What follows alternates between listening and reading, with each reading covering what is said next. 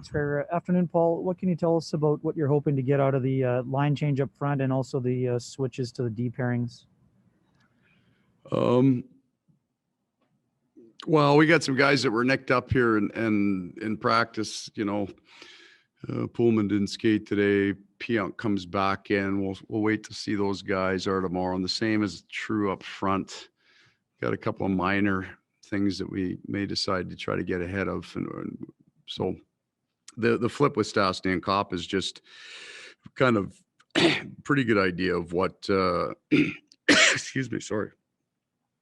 Just the Dubois line hadn't have a whole lot going right now, and being that we won't get last change in our first two games, I just wanted to see Stastny with Lowry. Excuse me. Next to Kelly Moore. Going into the protocol. It's just a cough, people. Go next to Kelly Moore from 680 CGOB. Go ahead, Kelly. Yeah, I was just going to say, better get checked out. Paul, I don't know whether you believe in the giveaway stats that show up, but that's the sheet we get from the eyeball test. It did look, though, like you were under duress last night in your own zone. So is the solve quicker puck movement, or do you have to do something adjustment-wise when teams are coming at you like Ottawa did last night? Yeah, I thought we were late getting to it. I didn't find them. I mean, they did that damage with their forwards. Their D didn't even have to get involved in that forecheck, so we were late moving the puck. We've dealt with that. I wouldn't take that off the stat. I'm not arguing with you. The giveaway stat is probably the one with the greatest. Thank you. The greatest amount of variability around the league. When you'll go into a building, some night there's 13, and some nights you got a guy with 4 that you know of, and he's got 0. So I wouldn't read too much to that. But our puck movement was a little bit shaky for sure. We'll go next to Scott Ville from the Winnipeg Sun. Go ahead, Scott. Thanks, Traeger. Good afternoon, Paul. Based on the defensive pairings, at least I know Tucker wasn't there, but you had Ville with Sammy, which sometimes means he may not play the next night. Is Ville out? And if so, why? No, nobody's in or out. We wanted to put him on the left side for practice. I know Sammy can run the right side. No, we've got.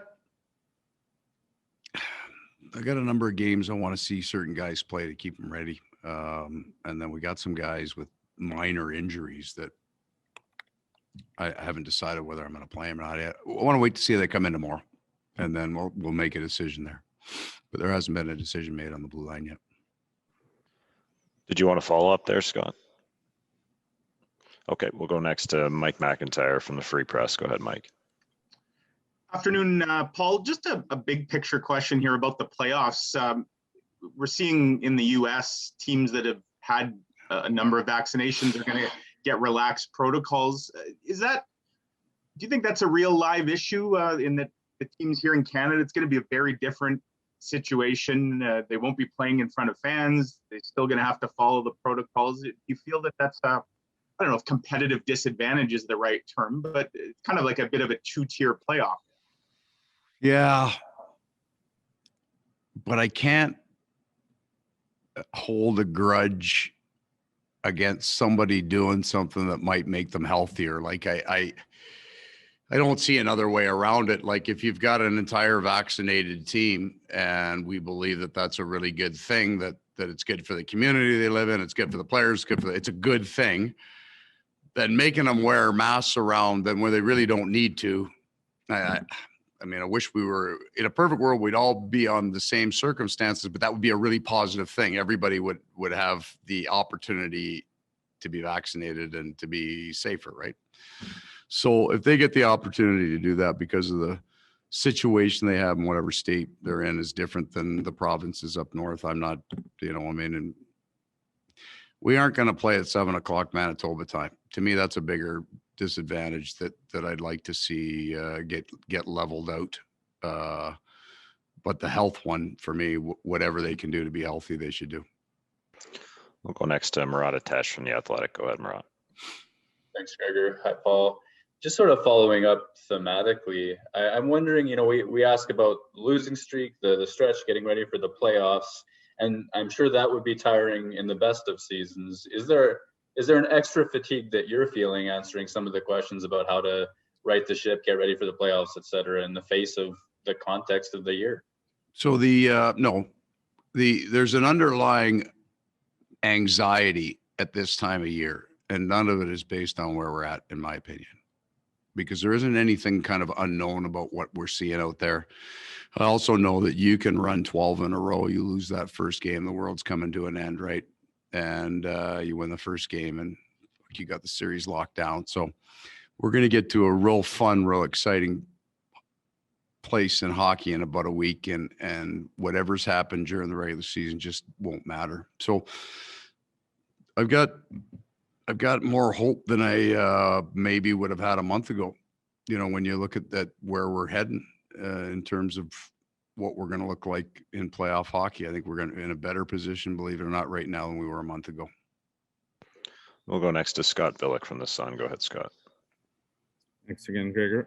Paul, just housekeeping. So Tucker, just to confirm, Tucker was just maintenance today for him, or something else? And then Connor Hellebuyck, he wasn't out, but yeah, is that more maintenance too? Yeah, I'm gonna say both of them are maintenance, but that doesn't mean either of them is playing, right? So if they come back in tomorrow and they're fantastic, then we'll consider putting them in. If they're where they are today, I mean, they could both play. They could both play in the game tomorrow, no problems. These are minor things that I just don't want to see get worse. We'll go next to Mike McIntyre from the Free Press. Go ahead, Mike. Yeah, Paul, I was going to ask about Connor. You had mentioned you were splitting these two Vancouver games anyways. So does him not skating today, does that change the order you were going to go in, or how do you sort of see that? We had this laid out. Lauren was playing tomorrow, no matter what happened. Gives Connor 2 days between games. And the question will be, again,